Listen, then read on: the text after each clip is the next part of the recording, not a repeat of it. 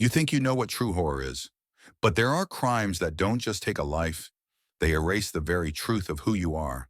They turn a child into a product, a human being into a project. This isn't a movie plot. This is the story of one such program and of the baby who escaped. And I urge you to stay with me until the very end, because you will discover that the greatest danger in this story comes not from the monsters who created him, but from the powerful people sworn to protect us all. You know, a river always tells a story. It speaks in the language of fallen leaves, of broken branches, of the slow, steady passage of time. But on that morning, the river in Havenwood Falls, Montana, wasn't just telling a story. It was whispering a secret. My name is Cora Riley.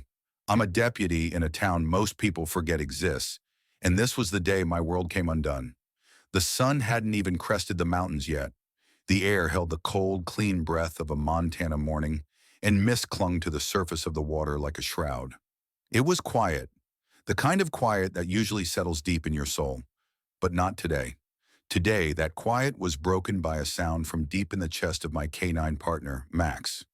It wasn't the excited bark he saved for a deer, or the sharp warning for a stranger. It was a low, rumbling growl, a sound that came from a primal place of pure instinct. His eyes, usually so calm and intelligent, were locked on something in the water, a black, waterproof duffel bag snagged on a tangle of tree limbs at a bend in the river. And it was moving, just slightly, a faint, awkward bobbing that was completely out of sync with the river's current. "Leave it, Max," I said, my voice soft, my hand tightening on his leash. My logical brain was already running through explanations. A trapped animal, maybe, a beaver or a muskrat. But Max didn't listen. In the 5 years we'd been partners, through hundreds of calls and training exercises, he had never once disobeyed a direct command. Until now.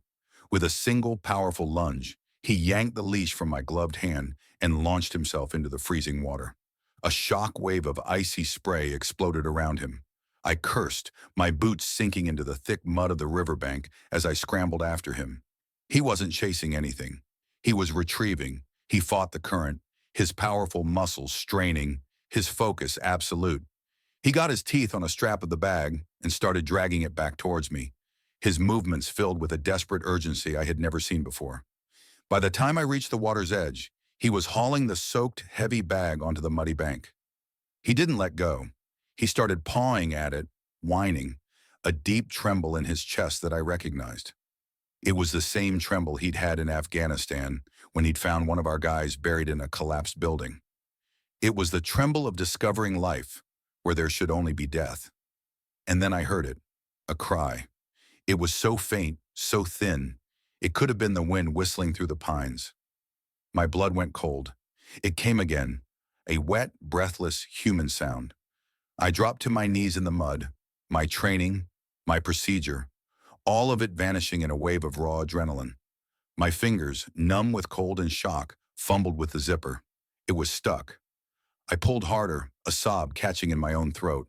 The zipper tore open, and inside, wrapped in a dirty towel, was a baby.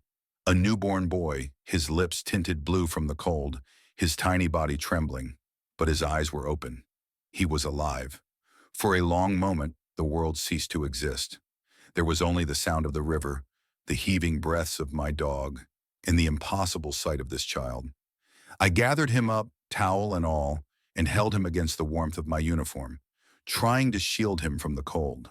All my training, all my years on the force, couldn't have prepared me for this feeling of holding a miracle that was born from a nightmare.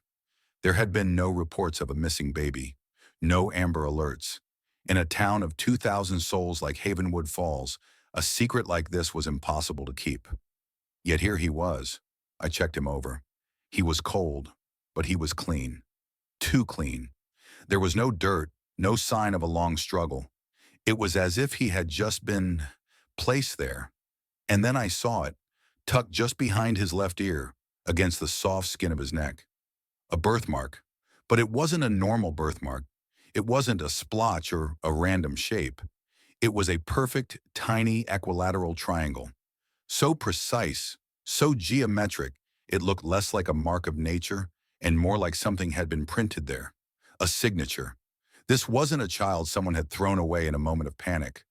This was cargo someone had lost. This wasn't a tragedy, it was a message. And I, a small-town deputy, had just become the unwilling recipient. In the silence of that Montana morning, holding that impossible child, I realized that some truths don't come looking for you. They just wash up at your feet and force you to make a choice. Courage isn't about not being afraid. It's about being terrified and doing the right thing anyway. And that choice, the one I made by the riverbank with my dog at my side, it pulled me into a war I didn't even know existed. A war against ghosts in lab coats and monsters in expensive suits. A war that had started with a baby in a bag and a mark that was never meant to be seen. It wasn't a flaw of nature. It was a signature. That tiny, perfect triangle behind Noah's ear haunted me more than the image of pulling him from the river. At the Havenwood Falls Community Hospital, the official story was already taking shape. A tragic yet hopeful case of child abandonment. The nurses fussed over him, cooing about his resilience, giving him the name Noah because he had come to us from the water, a survivor of a flood of indifference. They were wrong. This wasn't indifference. This was intention. I spent hours at the hospital unable to leave. Max, against all hospital policy, was allowed to stay in the hallway just outside the nursery, a silent, furry sentinel. The sheriff praised my work. The town called me a hero, but all I could feel was a cold knot of dread in my stomach. I knew this was just the beginning. One evening, as I was leaving, an older nurse caught up with me by the vending machines. Her name tag read Eleanor, and she had the kind of tired, kind eyes that had seen too much. She glanced down the empty corridor, her hands nervously smoothing her scrubs. "That mark," she whispered, her voice barely audible. "The one on the baby. I've seen it before." My entire body went rigid. "Where, Eleanor? Where have you seen it?" She shook her head, a flicker of genuine fear in her eyes. "I shouldn't be talking to you, but it was at the Arcadia Clinic, the one they shut down on the edge of town last year." She leaned closer. "They called it a fertility clinic, but they did other things. Research. There was another baby, maybe 2 years ago. Same mark. A perfect little boy." "What happened to him?" I asked, my voice tight. "He never left," she whispered, and the finality in her voice chilled me to the bone. "They said he didn't meet the criteria. I quit a week later. Don't go digging there, deputy. Some things are buried for a reason." I knew she was right to be scared, but I also knew I had no choice. The next day I drove out to the abandoned Arcadia Clinic. The building was already being swallowed by weeds, a modern-looking structure left to rot. The front door was padlocked, signs warning against trespassing. The official story was funding fraud, a few quiet lawsuits. But Eleanor's words echoed in my mind. He never left. Max was with me. He didn't need a command. He circled the building once, then stopped at a small, broken basement window, looking back at me with an expectant gaze. I found a loose piece of plywood and pried the rest of the window open, slipping inside into the damp, musty darkness. The place had been stripped, but not completely. In a back office, a filing cabinet drawer had been left slightly ajar. Inside, amidst scattered, useless papers, was a single file that had been overlooked. There was a name circled over and over in angry red ink. Dr. Eris Thorne, and scrawled in the margin in a shaky, desperate hand were the words, Subject 9, failure to adapt, recommend termination. Subject 9, not patient, not child, subject. It was the coldest, most soulless phrase I had ever read. That night I went home with a new name and a deeper sense of dread. As I pulled into my driveway, I saw it, a plain brown manila envelope propped up against my front door. No stamp, no address. It had been placed there. My heart hammered against my ribs. Cairo growled, a low warning from the back seat. I took the envelope inside, my hands shaking as I opened it. The contents made me feel physically ill. It was a birth certificate, but not a normal one. It was a highly detailed genetic printout for an unnamed male infant, matching Noah's weight and estimated age. It listed his blood type, his genetic markers, his predicted immunities. It was a spec sheet, a product manual, and tucked inside was a small yellow sticky note. On it, written in neat block letters, were 3 simple words: There are more. In that moment, the scope of my world tilted violently. This wasn't about one child found in a river anymore. This wasn't about a closed-down clinic or a single dead-end file. Noah wasn't an anomaly. He was a pattern, a piece of a puzzle so vast and terrifying I couldn't yet see its edges. And someone out there knew that I was the one who had found the first piece. The most terrifying secrets aren't the ones shouted from the rooftops. They're the ones whispered in quiet hallways, written on forgotten files, and left on your doorstep in the dead of night. Because truth, no matter how well hidden, always leaves a trace. And that trace was no longer leading me to a local tragedy. It was leading me down a rabbit hole into a conspiracy, towards an idea so monstrous it felt like it was ripped from the pages of science fiction. An idea called the Genesis Project. What if a child wasn't a miracle, but a product? What if their life wasn't a gift, but an experiment? The note left on my doorstep, with its chilling message, "There are more," had turned my world upside down. This was no longer about a single child found by a river. This was about a factory, and I had to find out who was running it. I couldn't use official channels. The system had already proven it couldn't be trusted. I had one other option. Logan Rivas.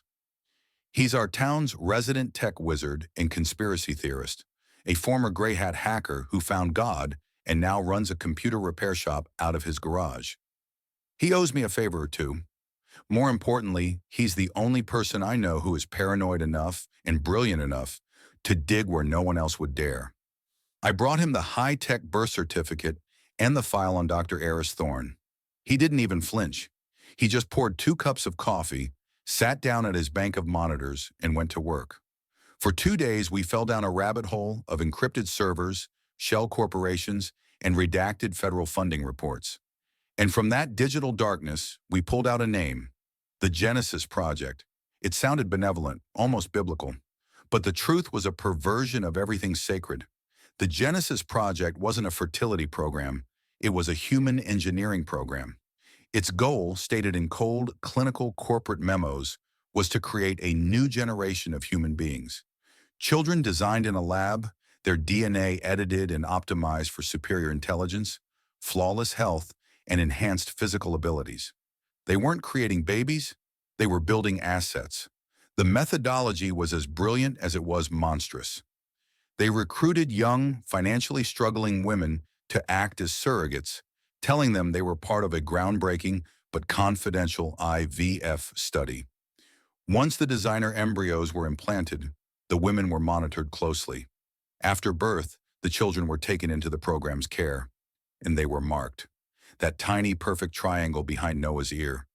It wasn't a birthmark, it was a brand, a biomarker woven into his DNA, a living tattoo that allowed the project to track their products anywhere in the world. They were raised in secret facilities like the one I found under the Arcadia Clinic. They were tested, studied, and evaluated against a brutal set of performance metrics. If a child, or a subject, as they called them, developed an unforeseen genetic flaw or failed to meet their intellectual projections, they were deemed a failure, and failures were terminated, a clean, sterile word for murder. The files showed that Noah was subject 4. The note I found mentioned subject 9. The thought of how many numbers came in between made my blood run cold. The file on Dr. Eris Thorne now made a horrible kind of sense. She wasn't just a scientist on the project. The records showed she had been one of the surrogates. She had carried a child for them. She had seen firsthand what they were doing, and she had rebelled. Her escape with Noah wasn't the act of a crazed employee. It was the desperate, ferocious act of a mother trying to save her son. The son they had tried to turn into a formula. And as Logan kept digging, the final, terrifying piece of the puzzle fell into place. A project this ambitious, this illegal, this expensive, needed more than just scientists. It needed protection at the highest level. The money trail, hidden behind dozens of shell companies, ultimately led to one man, Senator Alistair Finch, a powerful, respected politician from the East Coast, a man on every major science and technology committee, a man who built his public image on family values while secretly funding a program that treated families as disposable. They weren't just creating life, they were claiming ownership of it, turning the miracle of birth into a cold, corporate manufacturing line. But even in a system designed to erase humanity, a mother's love became the one variable they couldn't control. And now, I knew it all. The program, the science, the names. The knowledge was a heavy, dangerous weight. I was no longer just a deputy who had stumbled upon a secret. I was a witness, a loose end. And I knew, with a certainty that chilled me to my core, that the Genesis Project had a protocol for witnesses too. The moment you uncover a secret that powerful people want to keep buried, the roles reverse. You stop being the hunter. You become the hunted. The world I knew, the quiet, predictable town of Havenwood Falls, began to feel like a cage. Every corner held a potential shadow. Every unfamiliar car seemed to linger a little too long. A black SUV with tinted windows started appearing, parked across from the station, sometimes near my street. It never did anything. It just sat there, watching, a silent, constant reminder that I was no longer anonymous. The phone at home would ring late at night, and when I answered, there was only dead air. It was a classic campaign of psychological intimidation, designed to make me feel isolated and afraid. It was working. The first direct message came on a Tuesday night. I was driving home after a long shift, the roads empty and dark. A heavy-duty truck, its headlights on high beam, appeared out of nowhere, tailgating me aggressively. I sped up, but it stayed right on my bumper. As I rounded a sharp curve by the old lumber mill, it swerved, intentionally clipping my back fender. My cruiser spun out, careening off the road and rolling into a shallow ditch with a violent crash of metal and glass. I came to with the taste of blood in my mouth and the sound of Cairo whining in the back. By the time I staggered out of the wreck, the truck was gone, vanished. The official report called it a hit and run. But my sheriff, a man I'd known for 20 years, looked me dead in the eye and said, "Cora, some things are best left alone. Let this be an accident." It wasn't advice, it was a warning. The system wasn't just compromised, it was complicit. I knew I couldn't stay. I couldn't protect Noah here. That night I made the hardest phone call of my life. I drove 2 hours to my sister's house, handed her the sleeping baby, a bag full of diapers and formula, and a part of my heart. I didn't explain everything. I couldn't. I just said, "Melissa, he's not safe with me right now. Please keep him safe for me." The look of trust in her eyes was a debt I prayed I could one day repay. I went home to an empty house. The silence was deafening. I thought maybe, just maybe, with Noah gone, they would leave me alone. I was wrong. A storm rolled in that night, thunder rattling the windows. I was dozing in my recliner, Cairo at my feet, when the sound of shattering glass from the back of the house jolted me awake. It wasn't thunder. Cairo was on his feet instantly, not barking, but emitting that low, predator growl that meant the threat was inside. I grabbed my Glock from the side table, my heart pounding in my ears. I crept down the hallway, every floorboard groaning under my bare feet. The back door was wide open, the lock broken. A wet boot print marred the kitchen floor. My first thought was Noah's empty room. I sprinted there. The crib was empty, of course, but that wasn't what made my blood run cold. It was the closet door slightly ajar. Before I could process it, the door burst open. A man in a black ski mask lunged out. But he wasn't coming for me. In his gloved hand, he held a syringe filled with a pale green liquid. He never made it 2 steps. Max launched himself across the room like a missile, a blur of black and tan fury. But he was smart. He didn't go for the man's throat. He bit down hard on the arm holding the syringe. The man screamed, a sharp yelp of pain and surprise, dropping the needle. He stumbled backward, and I rushed forward, firing a single warning shot into the floor beside his feet. "Don't move!" I yelled, but he was already gone. He scrambled out the broken door and vanished into the storm-swept woods like a ghost. Later, I sat at my kitchen table, the broken syringe sealed in an evidence bag in front of me.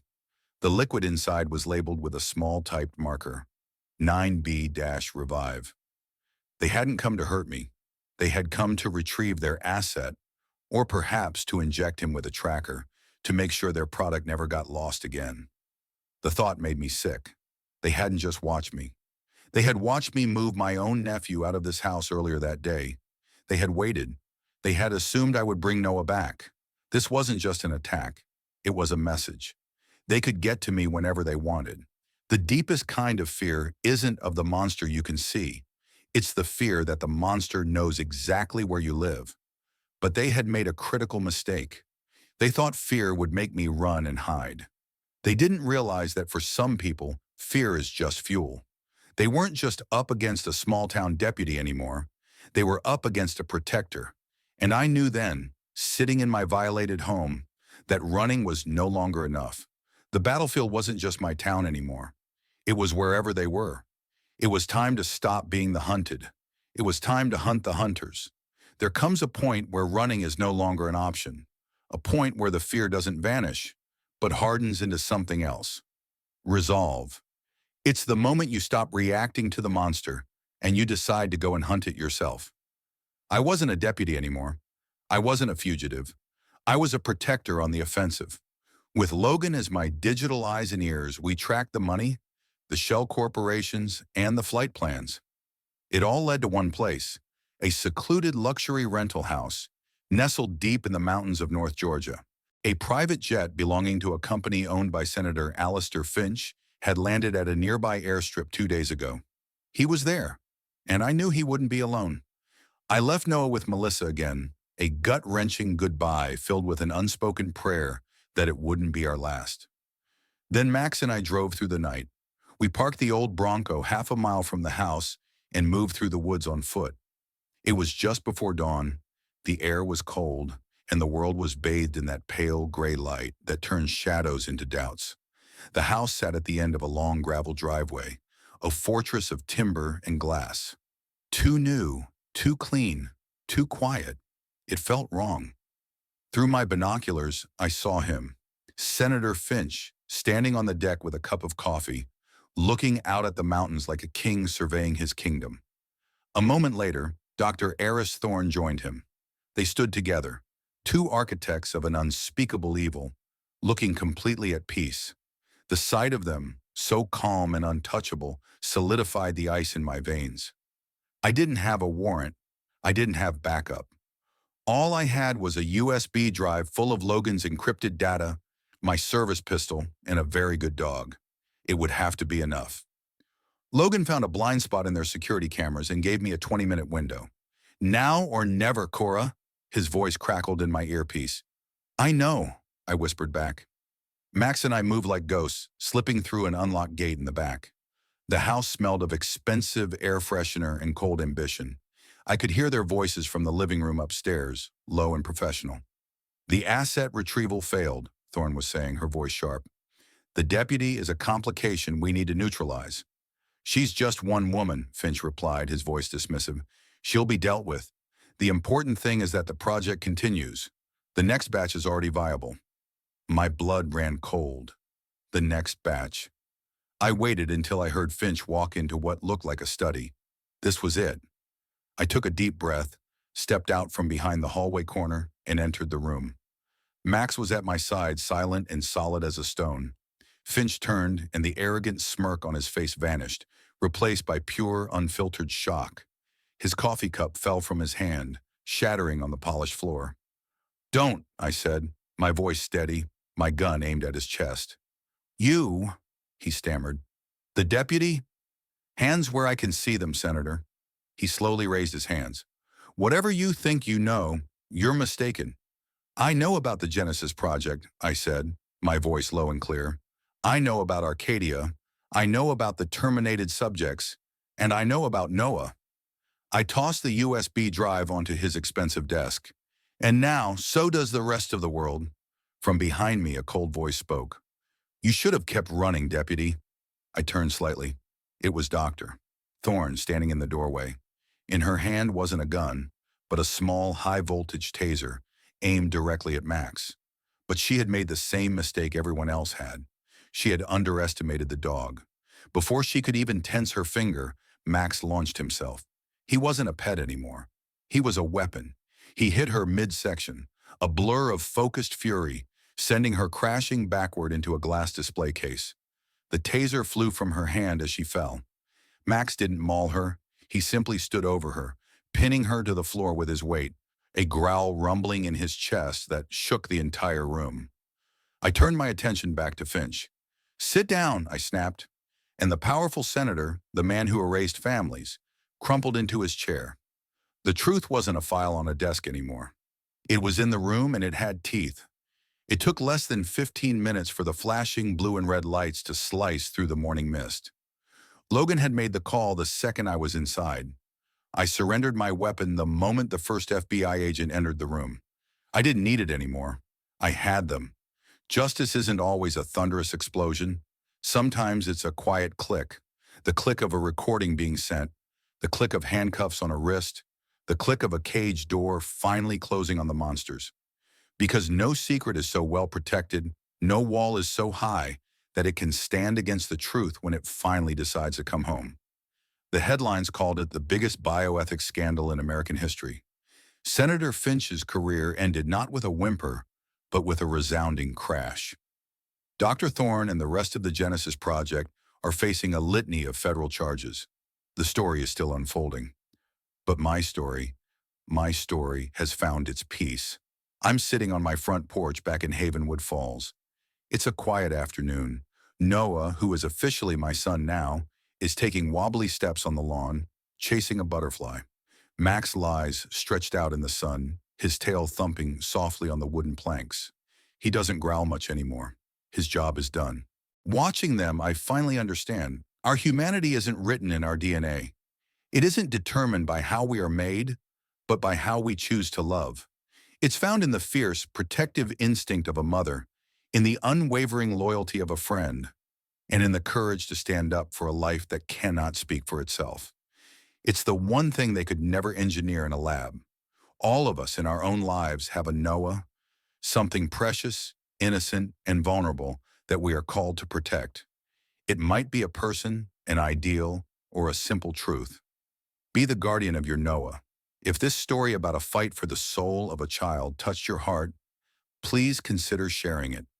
You never know who might need to be reminded that even one person and one good dog can stand against the dark and win. Let me know what part of Cora's journey resonated with you the most in the comments below.